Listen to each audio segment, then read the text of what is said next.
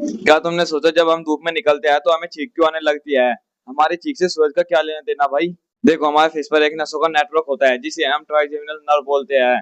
और जब हमारे नाक में कोई आलतू फालतू चीज जाती है तो ट्राइजेमिनल नर्व माइंड को सिग्नल भेजती है कि छींको, और इतनी जोर से छींके कोई भूकंप आ जाए कि वो आलतू फालतू चीज बाहर निकल जाए। इसी नर्व के पास से होकर निकलती है एक और नर्व जिसे हम ऑप्टिक नर्व बोलते हैं। ये आंख से सिग्नल लेकर माइंड तक पहुंचाती है, पर किसी किसी इंसान में ये इतना सेंसिटिव होता है जैसे ही वो ब्राइट लाइट देता है, ऑप्टिक नर्व में से कुछ सिग्नल्स ट्राइजेमिनल नर्व में घुस जाते हैं और ब्रेन को लगता है कि नाक में कुछ घुस गया, और छींको, इतनी जोर से छींको कि भूकंप आ जाए।